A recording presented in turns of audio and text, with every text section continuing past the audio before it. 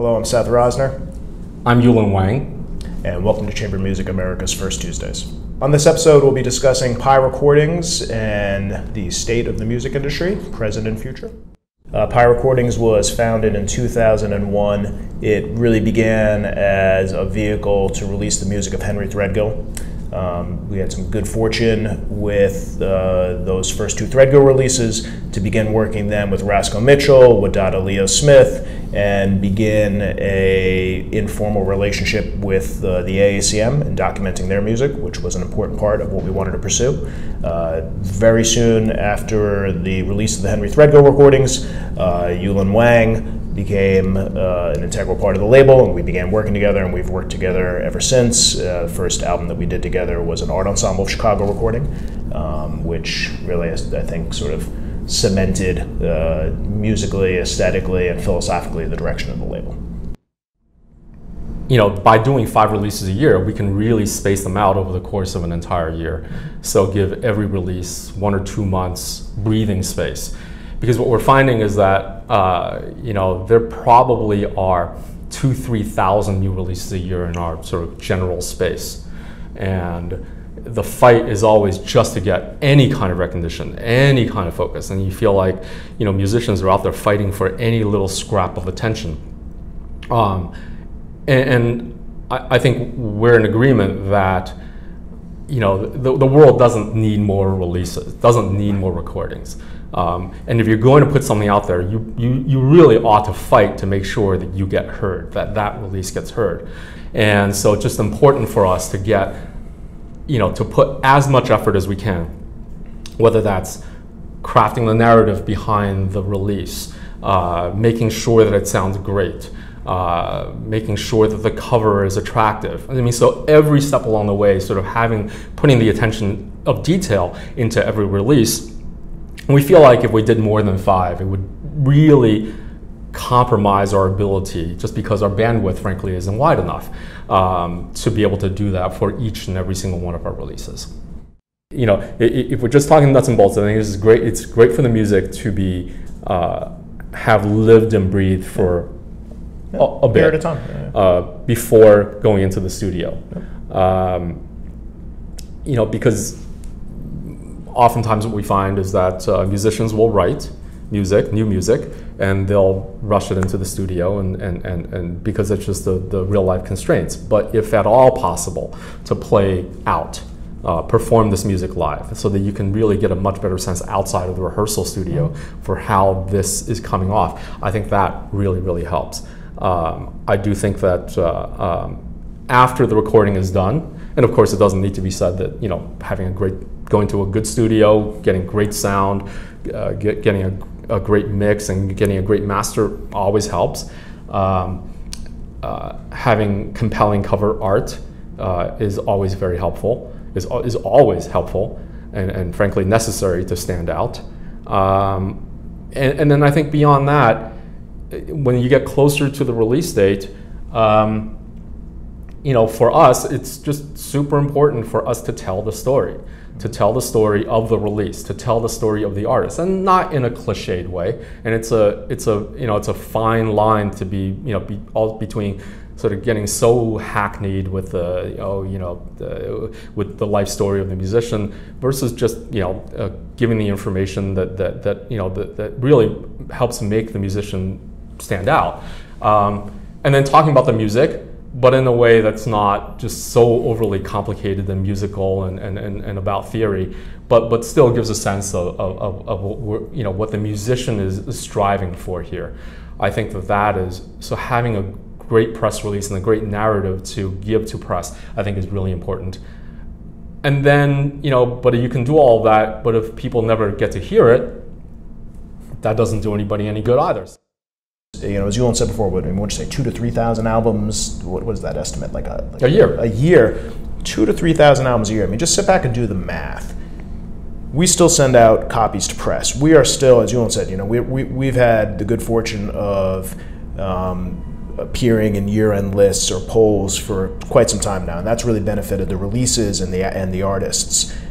The people that participate in those polls, the amount of music that they're sent on a daily or weekly basis, no human being whose job it is to listen to music in a critical sense can go through all of that music. There are not enough hours in the day. And what does critical mean? It doesn't mean listening to something for half a recording, one time and having your full sense of it. They need to understand why one recording may want to move to the top of the list, be heard first, be heard in a moment where they really have uninterrupted time.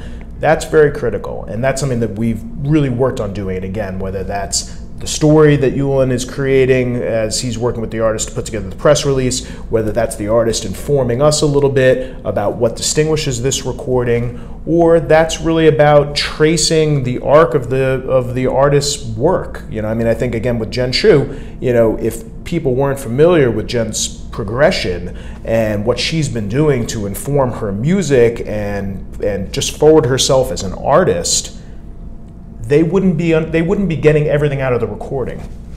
So we've really incorporated that, and we understand when we're sending releases out to journalists that they're getting many of them, and that we need to have a very direct conversation with them about when you have this clear moment. This is the moment. This is the reason to maybe put this recording on right now, and understand that this is what led to this final product. This is everything that happened that's culminating in this release. And again, back to why do we only do 5 releases a year? Because it takes time to do that in any meaningful way to the group of people that we're reaching out to. And I think this is a role that, in some ways, Yulun plays more than me. When you've established a relationship with the artist, and the relationship is not just a business relationship, but there's a component of trust there. It's very nice to have an outside set of ears. It's very nice to have an outside opinion that is not always going to stroke your ego and tell you what you want to hear. And I will tell you from experience, Yulun has never stroked anyone's ego or told them anything that they wanted to hear. If anything, see those ice cubes in there? He's 10 times colder. It's just... Yes, within a label context, and I think in particular with us, I think our honesty maybe sometimes is maybe difficult to hear, but I think in the long term, I think works out best for everybody. And I think traditionally speaking, I literally was having this conversation with someone earlier this week. Traditionally speaking, the labels did serve a function of business feedback. Again, you're the artist. Why would you want to be spending your time and your energies on the business? In most walks of life, you actually hire someone to do these. I don't want to go into a courtroom and learn law, on the spot. I would actually rather bring a professional in to handle that for me. And the labels, traditionally speaking, were meant to do that. So, we've really tried to live up to that standard in a sense of, hey, this is the business side of it, and we'll handle the business side, and we'll feed back to you what we've learned and what you may know or may know and not want to really kind of face right now, and that's an important part of it. So let me just first say that I think this is obviously an interesting moment where the need for a record label, sort of going back to the benefits, obviously, of the digital age we live in, the need for a record label may not be as clear as it used to be. There are plenty of platforms out there that artists can go to where they can get their own distribution, and obviously a record label at one point was viewed as the only source for distribution, unless you were selling it out of the back of your trunk. And the ability to just get visibility. There are plenty of websites out there now where people can just draw attention to themselves. So the need for a record label, it may not be as clear today as it used to be, but I think record labels still serve a purpose, and without listing every one of them, I think one of the primary purposes that we've found, or I personally have looked for in record labels, is a curation of artists, a curation of music, and essentially the creation of a dependability or a go-to for listeners. There's so much music out there.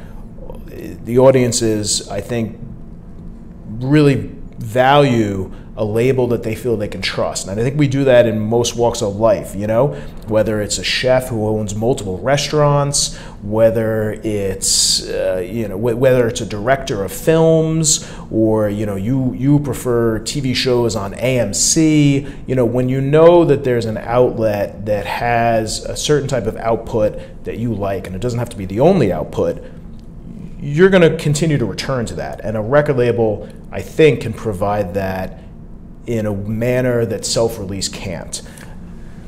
But there are labels out there who are maybe, in our experience, maybe less discriminating, and that's a reality of the business, because really I think where the industry is going, given and we could talk about this later, given some of the issues with the lack of revenues from streaming, the downloads rapidly becoming a thing of the past, CD sales plummeting. At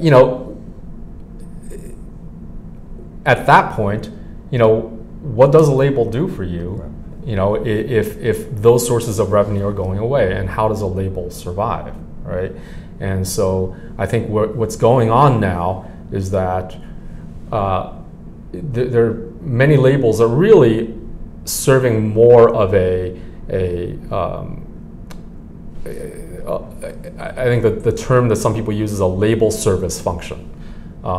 They do all of the things that you would expect a label to do, but first of all, they're no longer giving you money to help you record. Oftentimes, they don't actually do anything for you up to the recording date. Essentially, they're looking for just the finished master from you, perhaps even the finished cover art, and for you to go out and spend money to hire a publicist, both for radio and for press. And really just, essentially, rather than a relationship where you're working not for a label, but working in partnership with a label, now it's really more of a function of you hiring a label to do all these things for you. And I think that that's where increasingly what we're seeing. Most labels, I want to say, in our space are probably already there, or very close to being right there. And there are other labels that are really almost explicitly there at this point, which is to say that you give us a finished product and give us the money.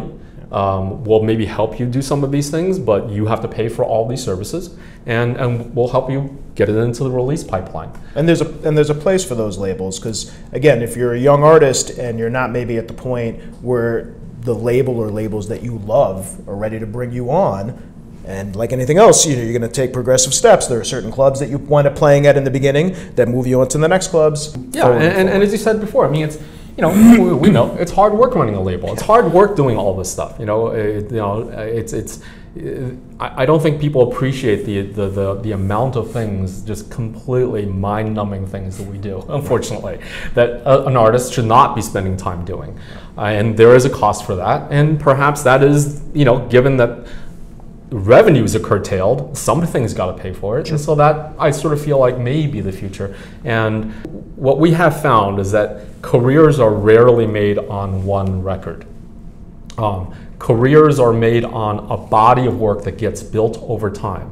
And it's not just, I put out a CD, it got great reviews, my career is made. I think everybody understands that's not how it works. It's getting your name out there over and over and over again, whether that is in a record review, whether that's in a feature article, whether that's in even having your name in the listings from playing out in different venues. These are the things, because it's name recognition over and over and over again that helps build a career. And so putting out new releases serves that function. And if you don't have the wherewithal to do it yourself, the time to do it yourself, then this other model probably is the way to go, because it still is important to put releases out there as an artist. I'm sure there are models out there where something is being brought to them and it can come out in 2 weeks because it doesn't take that much time to put together a cover image, maybe put together some liner notes and get it up on Bandcamp. And then whatever revenue falls out of that is somehow divided between them and the artists. And that's a perfectly valid business model. I mean, I think that's great. I mean, get things to people as quickly as they want, right? I mean, The problem with that is I think that the industry, though, particularly the press, is still looking for events. Having a release date and a real release out there, I think, is still an important determinant in whether somebody's going to write about you, write about your release. That I did this project and I put it up on Bandcamp and you can start streaming it tomorrow. Sometimes it works. It has to be a spectacular project. So yes, from the revenue side, certainly you could record something, put it up on Bandcamp and get your fans to buy in and publicize yourself on social media. But I think that if you wanted more than that, if you wanted to get press clippings, you kind of still have to go the more official route. But again, I think for other people, they can use that digital only, just drop it as a step to the next moment, which is maybe to work with that label or work with another label in creating some physical and getting that out to the journalists, the press community, as Yulun says. They do sort of need an event. There is still something tangible to holding it, and maybe this is a mindset that'll change in the future. But when I have it in my hands, then it's a release. When it's just in the ether, it's viewed differently still. I mean, I think we're encouraged, obviously, by Henry Threadgill's Pulitzer. We're encouraged by the amount of people and the breadth of description that someone like Tyshawn Sori receives now. He's not, let alone a jazz musician, he's not even a drummer. He's now spoken about as a composer. So he's breaking through, and I don't think we take credit for those things, but for one way or another, we've been there during that ride, and I think we understand how to take that and use that to help the music to reach this wider audience. I think the same thing could be said for Jen Shu. Certainly the same thing could be said for someone like George Lewis. So I think we'll still be able to do that, and that the future of Pi will still essentially be this, sort of, I don't mean to say small resistance to the rest of the music business, but this sort of outlier to how probably, 95% of it goes. But we'll take our 5% and we'll just, we'll just continue to make that work for us. 5%. 5%? Of what? Well, I said 95%. We'll take our 5. Sorry. That's the math, right? 95% of what? I don't know. 95% of the world. For more information on Pi Recordings, visit pirecordings.com. And for more information on Chamber Music America, visit chamber-music.org.